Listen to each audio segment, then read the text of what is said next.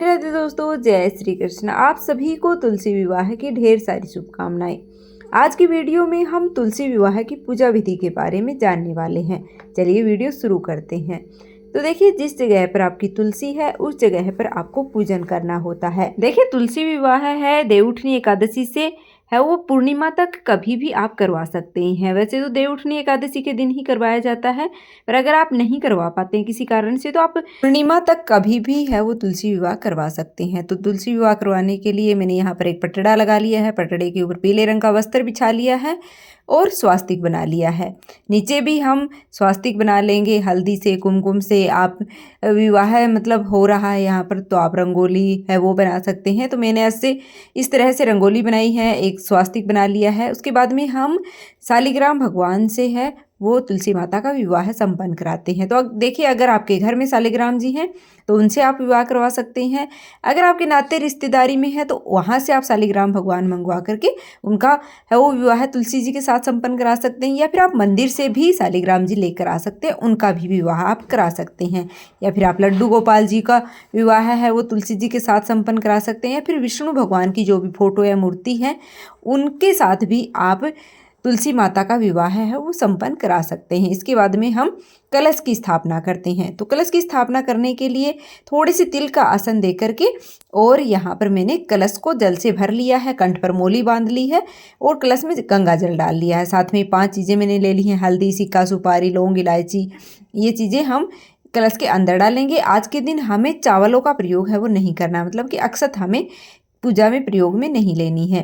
फिर हम पंच पल्लव लगाएंगे। तो मैंने यहाँ पर आम के पत्ते लिए हैं, आप आम के या शोका के पत्ते लेकर के और उनके ऊपर हम टीका कर लेंगे। इस तरह से हल्दी से, कुमकुम से हम इन पत्तों को सजा लेंगे। साथ में ही हमें नारियल रखना होता है। तो नारियल पर भी हमने यहाँ पर मोली बांध ली है, कलावा बांध लिया और नारियल को वो कलश के ऊपर स्थापित कर दिया है। नारियल का मुख हम पूजा करने वाले की तरफ रखेंगे। फिर हम भगवान गणेश को विराजित करेंगे। तो थोड़े से तिल का आसन दे करके भगवान गणेश को भी हम विराजित करेंगे, क्योंकि विवाह जैसा कार्य है बिना भगवान गणेश के तो संपन्न नहीं होगा। तो भगवान गणेश को विराजित कर लिया। हाथ जोड़ करके हम तुलसी जी से, भगवान शालिग्राम से, भगवान गणेश से, सभी से है वो तुलसी विवाह का संकल्प करेंगे कि आज मैं तुलसी विवाह कर रही हूँ, तो आप मेरा निर्विघ्न है वो विवाह संपन्न कराएं, आप मेरी पूजा को स्वीकार करें। फिर भाव रूप में हम जल के छींटे लगा करके और सभी को स्नान करा देते हैं। तो आप भगवान शालिग्राम को इनको पंचामृत से भी स्नान करा सकते हैं, या फिर आप वो जल के छींटे लगा करके भाव रूप में भी स्नान करा सकते हैं। फिर हम दीप प्रज्वलित करेंगे। तो शुद्ध देसी घी का दीपक मैंने यहाँ पर जलाया है और यहाँ पर थोड़े से तिल का आसन दे करके और हम दीप प्रज्वलित कर देंगे। जो स्वास्तिक बनाया है यहीं पर हम दीपक प्रज्वलित करेंगे। देखिए, देवउठनी एकादशी के दिन देव उठाने के बाद में हमें तुलसी विवाह कराना होता है। आप घर पर है वो सरल तरीके से आप इस तरीके से तुलसी विवाह संपन्न करा सकते हैं। अगर आप पंडित जी को बुला करके पूजन नहीं करवा पाते हैं तो आप स्वयं भी इस तरीके से तुलसी विवाह करवा सकते हैं। फिर सभी को हम वस्त्र के रूप में कलावा समर्पित करते हैं। भगवान गणेश को, भगवान शालिग्राम जी को, तुलसी माता को, सभी को कलावा समर्पित करेंगे। जनेऊ है वो मैंने समर्पित कर दी है।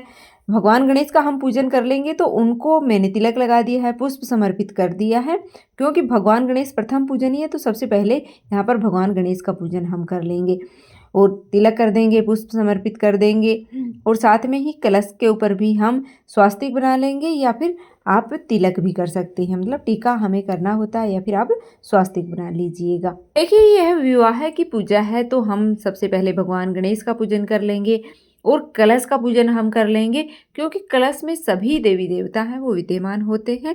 तो यहाँ पर कलश का पूजन कर लेंगे। कलश को भी हम तिलक कर देंगे, पुष्प समर्पित कर देंगे। भगवान गणेश को तिलक करके पुष्प समर्पित कर देंगे। मिठाइयों का भोग हम लगा देंगे भगवान गणेश को, है तो भगवान गणेश की हम पहले पूजा कर लेते हैं। उसके बाद में विवाह की विधि है वो शुरू हम करते हैं।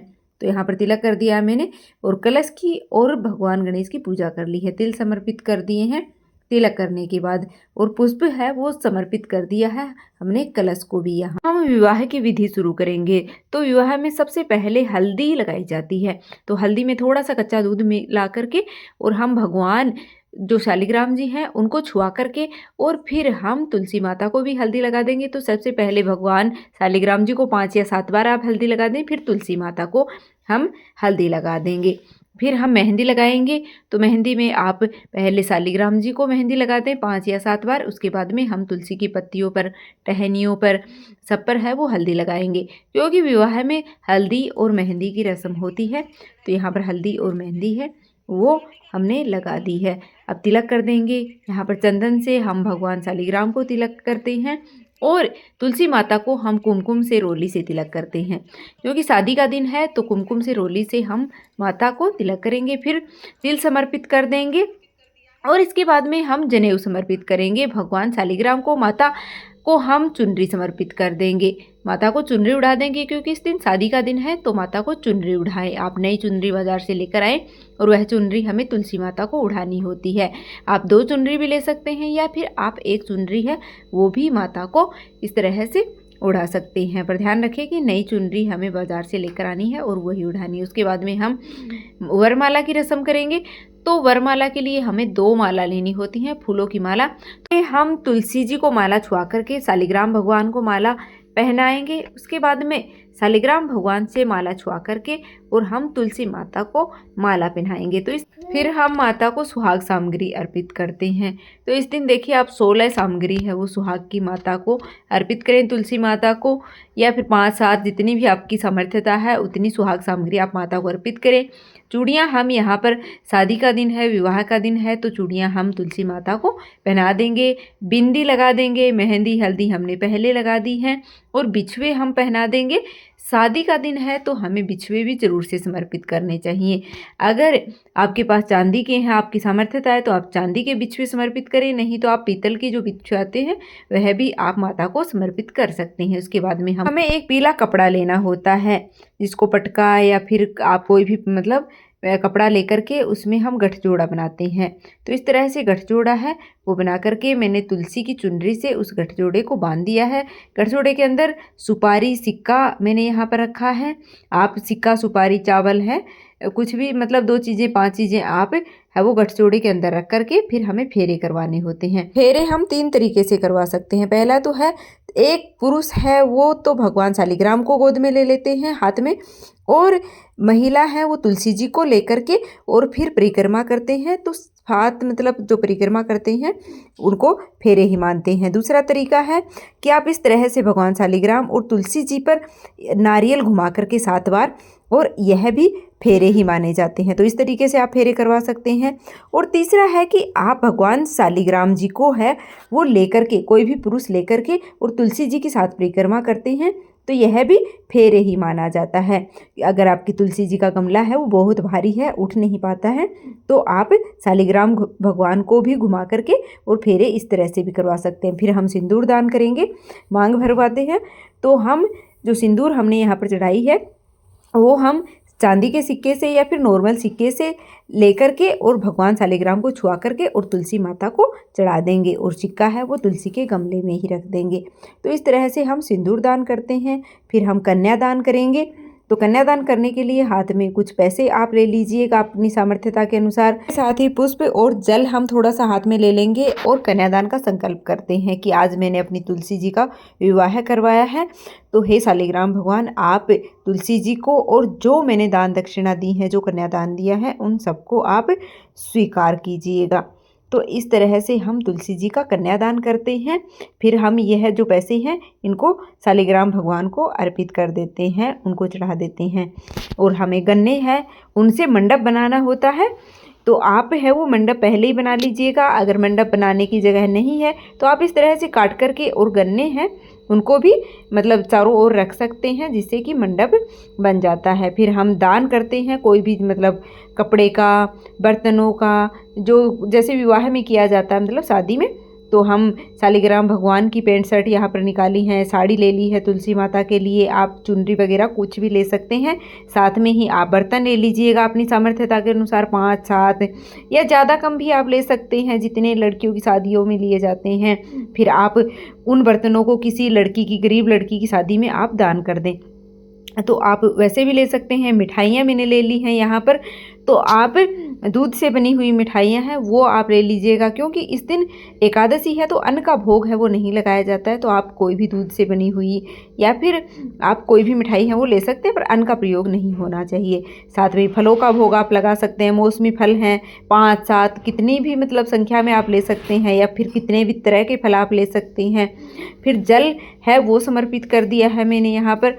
फिर हम तुलसी विवाह की कथा सुनेंगे, तो हाथ में तिल और पुष्प लेकर के आप तुलसी विवाह की कथा है वो सुन लीजिएगा। कथा सुनने के बाद में तिल और पुष्प को जल के लोटे में मैंने यहाँ पर डाल दिया है।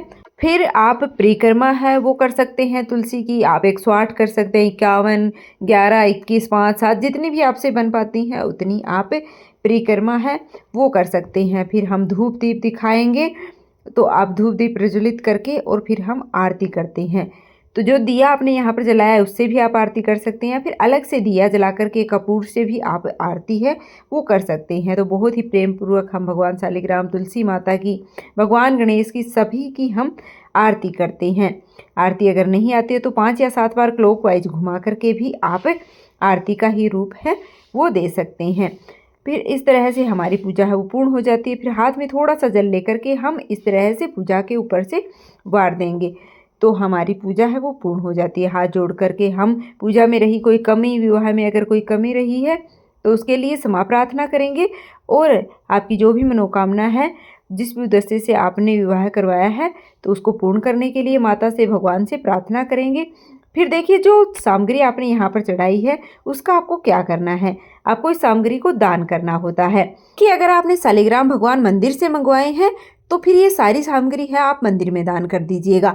अगर आप शालिग्राम भगवान जी को कहीं रिश्तेदारी से आप लेकर आए हैं तो वहाँ पर आप यह सामग्री है वो दान कर दें, मतलब सभी सामग्री है वो उनको आप दे सकते हैं। अगर शालिग्राम भगवान आपके ही हैं तो आपने जो भोग प्रसाद चढ़ाया है उसको आप प्रसाद के रूप में बांट दें, और बाकी जो सामग्री है उसको आप मंदिर में दान कर सकते हैं।